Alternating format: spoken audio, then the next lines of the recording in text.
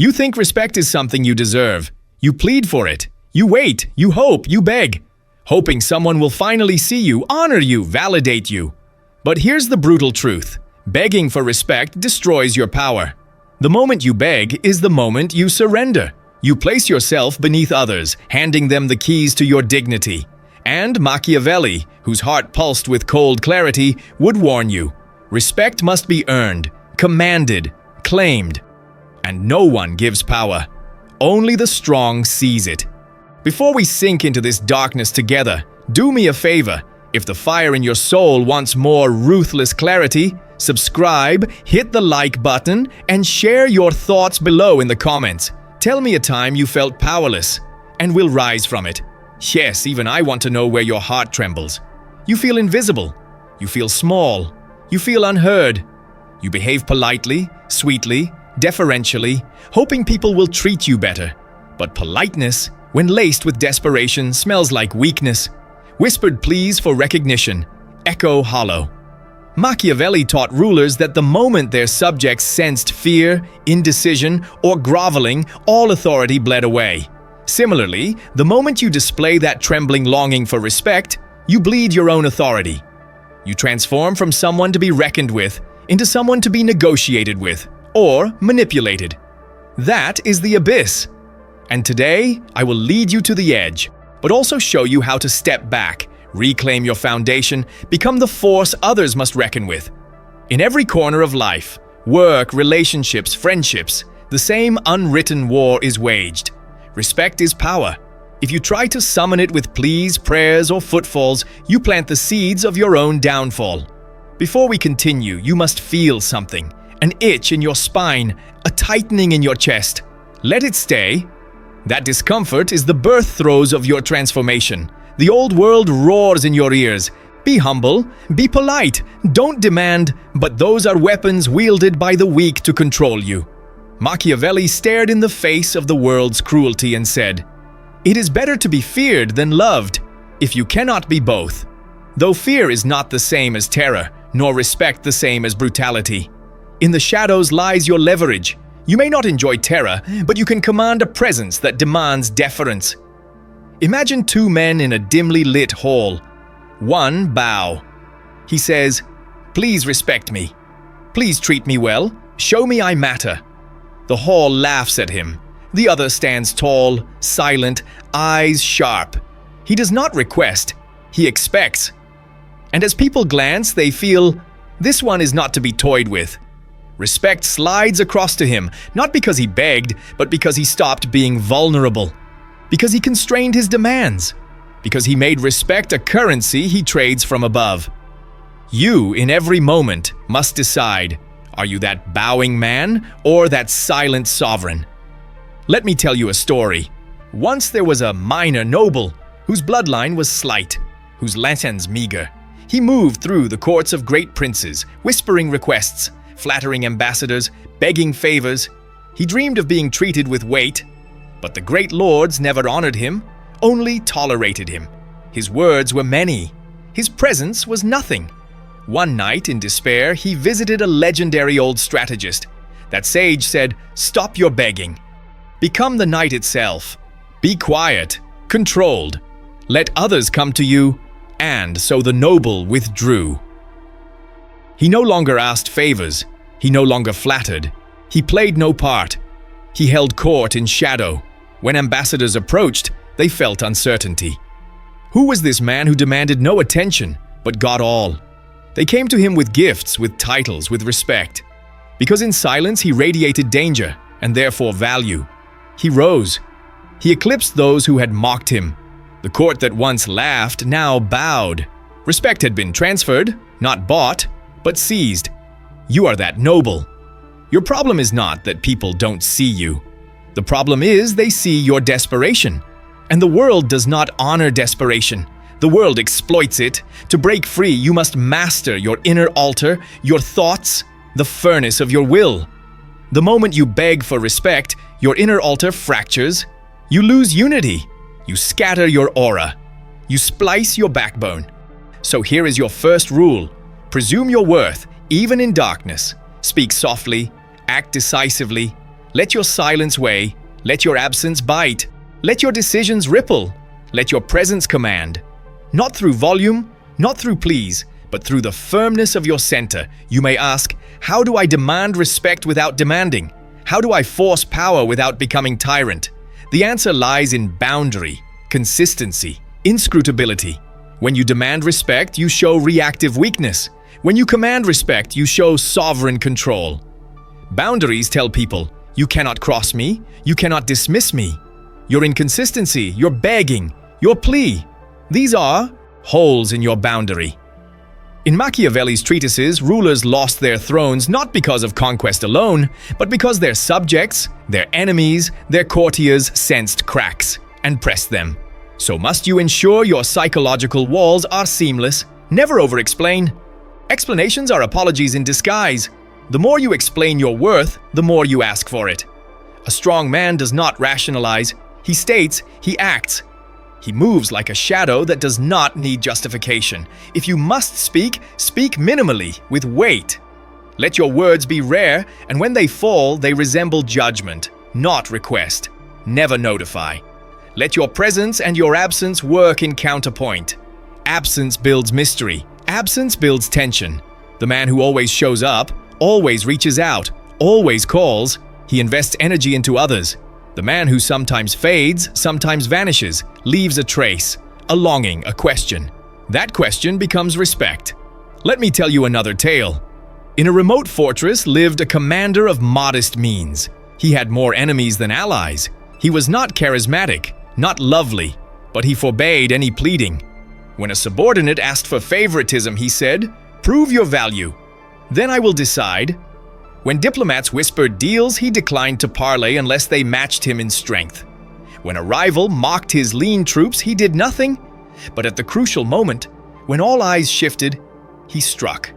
Fast, with precision. The rivals found themselves betrayed by their own arrogance. The commander had won not by begging, but by letting others make the mistake. After that, every word he spoke weighed heavier. His silence weighed heavier. The respect of the region bent toward him. Do you see? People will respect strength, even grudgingly. People will respect distance, even if uneasy, but they will never respect groveling. Now I sense your resistance. You may think, but if I withhold, will they abandon me? Will they hate me? Will I lose all love? Yes, perhaps, but love built on your begging is fragile, a leaf in the wind. Respect built on your command is stone in the earth. Machiavelli knew the fickleness of love. He counseled princes to cultivate admiration, fear, but never dependence on love alone. Because adoration is pliable. Fear, respect, is more stable. Use love when you must. Rely on it lightly. But let your backbone be fear, gravitas, authority. Understanding psychology is crucial. Humans crave security, structure, meaning. A person who begs for respect offers no structure. They are weak, vacillating, inconsistent. You want to signal, I am solid, I am stable, I am predictable in my unpredictability. Let people see I do not bend. Let them guess I act from a deeper logic they cannot touch. That is dark psychology, not manipulation in cheap forms, but cultivation of presence, aura. You are the force field around which others must orbit, not the one orbiting them. Consider this metaphor. If you shrink, the world swallows you. If you expand, the world orbits you. Begging is shrinking. Letting your aura unfold, even quietly, is expansion. In darkness, power spreads, soft but inevitable. Step by step, here is what you must purge. Purge the urge to constantly seek validation. Purge the habit of explaining your motives. Purge the entreaty to be understood. Purge the craving to please everyone. Purge the belief that you must resonate with every heart to be worthy. These are shackles. Break them. But do not replace them with cruelty. Replace them with fairness. Replace them with silence. Replace them with the law of your being. You do not wield fear as a sadist. You wield it as an architect of your boundaries. You do not humiliate. You do not dehumanize. You instead become the still, cold storm in which others tremble. Let me draw a scene. Imagine a gathering, a dinner hall. Light jars dimness. Nobles converse. You enter. Not with sweeping gesture, not with fanfare, but with silent gravity. You choose where to sit, whom to speak to. You do not rush smiles. You do not laugh to get in. You nod at a comment and speak concisely. A hush follows. That hush is respect. Others glance. Some wonder. Your silence is a blade. Then, in conversation, someone tests you. They ridicule quietly. You are quiet. Are you shy? You do not defend. You do not explain. You let your gaze rest on them. You wait. Pause. They shift. They apologize. That hesitance is your gained ground. You did not demand respect. You allowed them to misstep, then recover. In that space, you are unassailable. Notice, you do not have to be cruel. You only must not yield. You only must not beg. You only must retain your center. What about failures? What about times when respect slips away, when someone belittles you, when you feel the urge to beg again? That is the infection of weakness. Catch it early. Do not lash out. Do not plead. Instead, re-engage your interior fortress. Withdraw. Reassess. Return stronger. Do not crawl. Rewind your posture. Recenter. Return only when you have rebuilt. Another story. A famous chieftain once walked near a village. Villagers shouted insults. They dared him to stop. He did not answer. He continued. But overnight, he dispatched a quiet message. "I will judge you soon." The message unsettled them. The next day, the villagers came with offerings and apologies. They bowed. They asked for peace. They asked for alliance. They treated him as a force. He never confronted their insults. He never begged defenses. He used stillness and promise. He reclaimed respect. Because in darkness, you do not answer the clamor. You loom above it. You must let your inner self become your fortress, your artifice, your unspeaking dominion. You must animate your values, your resolve, your boundaries. You must live like you already possess the respect you seek, and people will adjust. They will calibrate to your steadiness. The world always aligns to strength. Let's talk about illusions, the fatal illusions that weaken you. Illusion 1. If I am kind, they will respect me. Kindness is fine, but when it is the currency you offer in exchange for respect, you are subcontracting your dignity. Kindness means nothing if you accept being stepped on. Better to be firm, even cold, than continuously walked upon. Illusion 2. If I explain, they will understand me and therefore respect me. Explanation is the calling card of the insecure. It spreads your interior in fragments. People love mystery. They respect mystery. When they do not understand you, they give you mental space. And the mind respects what it cannot fully lay bare. So let your motives rest beneath the veil, not exposed for dissection. Illusion 3. If I am consistent in pleasing, they will never leave me. Obedience born of habit is weak. Sovereignty demands unpredictability within boundaries. You must surprise within the frame of your strength. You must sometimes deny. You must sometimes refuse. Because if you are always available, always eager, your value shrinks in the market of human interaction. Illusion 4. Respect comes from equality. Number. Respect often comes from hierarchy. People naturally defer to someone who places themselves above, not beside. That does not mean arrogance. It means you occupy a distinct plane. You draw lines. You command space. You are not the same as them. You are elevated. And that elevation attracts both reverence and wariness, but that is inevitable. Now you may think, is this manipulative? Is this cruel? Am I becoming something monstrous? Possibly you will become feared, at least in part. But fear is not the same as hatred. You do not aim to be despised. You aim to be potent, sovereign, unmoved. People may bristle. Some may flee. Let them. They were never your foundation. Your foundation is your center. Build that first, then choose the circle around you.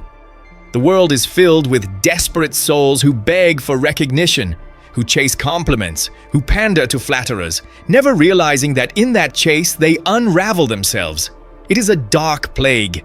You must not succumb. Here is your path, step by step in practice. Step 1. Silence your inner petitioner. Catch every thought that mutters, "Will they see me? Will they honor me? Will they accept me?" Replace it with, I exist by my own right. Say it internally, often, even when your heart trembles. Step 2. Speak less. Way more. In every conversation, let your words be sparse. Let your tone drift with gravity. Let others fill the silence. Silence is your ally. Step 3. Set immovable boundaries. When someone crosses you, intrudes, disrespects, you respond with quiet firmness. Not protests, not explanations, not pleading. A simple refusal, a change in direction, a withdrawal. Let them feel friction. Step 4. Let absence amplify your presence. Do not always be available. Do not always respond. Let people wait. Let them wonder. Let them recalibrate. Let longing become respect. Presence becomes power when tempered by absence. Step 5. Act from your power, not from your wounds. Never do it to fix what broke you. Do it because it is your nature. If your actions are rehearsals to fix insecurity, they still smell of insecurity. Let them come from a place of internal sovereignty. Step 6. Test the world, then adjust your gravity. Push slightly, see how people respond, pull back. See who chases, make corrections. Do not fully expose your plan. Let your aura be layered. Let your trajectory be 3 steps ahead of what others see. I want you to imagine now a version of you who no longer begs, a version of you who stands in rooms and people feel before they think. You move in corridors and courtiers glance. You smile rarely, yet your silence feels denser than speech. You are the sovereign in your own skin. This is not arrogance, this is calibration. Calibration of your weight, your distance, your interior law. And remember this, respect is not something you demand in crisis. It is, built by your deeds in steady time. If you beg respect when you're vulnerable, you undo years of quiet accumulation. So do not build your castle by shouting. Build it stone by stone, in the dark, with steady hand. And when you reveal it, it will tower. Your power is your dignity. When you demand praise, you hand them your dignity in pieces. When you preserve your dignity, respect is drawn to it, not as supplication, but as necessity. People will need your judgment, your distance, your strength. They will orbit you. They will fear a little. They will admire a little. But above all, they will yield. Machiavelli taught that a prince must appear merciful, upright, humane, but must know when to withhold those masks. You too must wear masks, but never the mask of the beggar. Wear the mask of the silent judge, the still force, the constant presence. In darkness, you do not cry out. You listen. You plan. You posture. You then act when time is ripe. In time, when your presence is established, you may even allow generosity. You may allow kindness. But those gestures must be your decisions, not your flattery. They must be your choices, not your pleas. And when you give, you must do so from surplus, never from longing. Do not mistake this path for cruelty. Cruelty is reactive, explosive, uncontrolled. What I teach you is discipline. What I teach you is interior control, sovereignty of your own gravity. Others will test you. They will push. They will mock. They will tug. They will try to break you. When they do, respond not with desperation, but with recalibration, with silence, with firmness, with absence, with re-engagement only when your center is intact. I want you to imagine being in a room where people talk, argue, shout. You don't join the noise. You sit at your place. You observe. You speak when necessary. Your words carry weight. People listen. Their posture changes. They lean in. They hesitate. You do not demand. You simply are. That posture, that is respect. That is power. And someday you will realize you no longer feel the itch to ask. You no longer feel the burden to prove. You no longer shrink in their eyes or their voices. You stand, still. And in that stillness, people bow. Even involuntarily, they adjust, they align, they recognize. Not because you begged, but because you became the force in which respect is the constant fallback. This is your journey. From the groveling shadow to the still sovereign. It is not easy. It is lonely. It is dark. But power was never meant for the crowd. Power lives in the singular edge. And when you stop begging, You step to that edge and command the view. If this resonates, if you feel that shiver in your bones, you are not alone. Many walk in darkness hoping for light. You will become the flame others orbit by. Stay, sharpen, refuse the beggar's way, and watch, slowly, as the world stands differently in your presence. You've heard the words, but words alone don't change a man. The real war, the one that shapes your future, begins after the echo fades. Right now, your mind is likely torn between two voices. One says, "This is true. I feel this. I need this." The other whispers, "But what if I'm wrong? What if people leave me? What if I lose everything?" Let me answer that voice clearly. Good. Let them leave. Let the ones who only stayed because of your softness, your obedience, your weakness. Let them walk into the dark. Because their presence was not love. It was a leash. And if your dignity frightens them, they never respected you in the first place. Machiavelli saw this too, centuries ago. He watched the sycophants surround the powerful, laughing at their jokes, clinging to their robes. But the moment that Prince lost grip, those same flatterers scattered like rats. Power reveals loyalty, but weakness reveals parasites. So if becoming powerful costs you parasites, pay the price. You lose nothing. There's a darker truth here, one you must digest fully. Not everyone wants to see you rise. Some benefit from your doubt. Some need you dependent, hesitant, self-questioning. It comforts them. Your uncertainty justifies their mediocrity. Your desperation feeds their ego. Your apologies keep them in control. So when you stop begging, when you walk into the room and say nothing, when you no longer chase their approval, they will panic. They will provoke. They will insult. They will say you've changed. Of course you've changed. That's the point. Machiavelli knew the heart of power lies not in kindness, but in clarity. And the clearest thing you can ever communicate is this: I no longer need you to see me. I already see myself. That one sentence, that mindset, it terrifies people. But good. Let it terrify them. Now you must practice. Power, like steel, must be forged. You do not become untouchable overnight. You become untouchable through ritual, through repetition, through the decisions you make when no one is watching. Each day you will be tempted to shrink, to speak too quickly, to justify your presence, to prove your worth. Resist. You will be tempted to chase after someone who ghosts you, to explain your behavior to someone who doesn't care, to clarify your values to someone who mocks them. Resist. You will be tempted to show up for people who wouldn't cross the street for you, to post, to call, to beg, to bend, to fold, just to feel seen again. Resist, because the first law of power is this: he who controls himself controls the room. Don't be fooled by modern masks.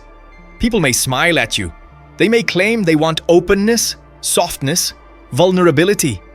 But even the most progressive soul feels a strange, magnetic pull toward confidence, toward presence, toward the person who seems self-contained. That's your aim, to become complete within yourself and let others adapt to you. Let's go deeper. Imagine this. Someone insults you in front of others. They try to wound you publicly. What do? If you beg for respect, if you respond emotionally, defend yourself, shout back, you've already lost. You've shown that their words entered your kingdom, that they have access to your peace, that they can move your center. But if you stare, without blinking, without smiling, without speaking, if you respond not with fire, but with frost, you become untouchable. Because that silence, that unbothered stillness, that is terrifying. It means you're not just playing the game. You are the game. That's dark psychology. That's Machiavellian restraint. The world expects noise. It expects begging. It expects collapse. It doesn't expect the calm of someone who does not explain, does not justify, does not plead. That calm, it's your new armor. Let me give you a rule, a mantra. Etch it into your mind. I am not here to be liked. I am here to be remembered. When you beg for respect, you are asking others to validate your right to exist. When you stand in silence and allow your work, your character, your energy to speak for you, you don't ask for space. You become the space. Let me say something else. And listen closely. Silence is not weakness. Absence is not surrender. Distance is not coldness. Sometimes the most powerful thing you can do is leave. When someone disrespects you, don't engage. Withdraw. Let your absence speak volumes. When they realize the weight of your silence, if they are wise, they will correct themselves. And if they don't, you've lost nothing. The great mistake people make is believing they must be liked to be respected. Number. Sometimes the man most respected in the room is also the most feared, not because he's violent, but because he's stoic. Because he doesn't chase. Because he moves with quiet conviction and a will of iron. That man does not bend. That man does not beg. That man is Machiavellian. Be that man. Here's a story for your blood. There was once a servant in a noble court, quiet, observant, overlooked, mocked by the other courtiers. They laughed at his silence, mocked his simplicity. But the servant watched. He listened. He remembered. One day, a war broke out. The nobles panicked. The king needed someone discreet, someone invisible, someone with no alliances. He turned to the silent one. That servant was sent to negotiate, to spy, to poison, to bribe. He succeeded at every task. When the war ended, the laughing nobles were dead or forgotten. And the silent one, he stood beside the throne. Because in this world, people forget noise. But they remember power. And true power never begs. It waits. Let me leave you with this final truth. You were not born to crawl. You were not born to explain yourself to the unworthy. You were not born to exhaust yourself chasing crumbs of validation. You were born to stand, to speak only when you choose, to look into the eyes of anyone, friend, foe, or tyrant, and know you are not beneath them. Respect that is begged for is hollow. But respect that is commanded through silence, presence, and ruthless self-mastery, that is eternal. So walk differently from now on. Speak less. Observe more. Let your power gather. Let others feel it before you say a single word. Because one day, they'll ask, "Who is that?" And someone will whisper, "That's the one who doesn't beg."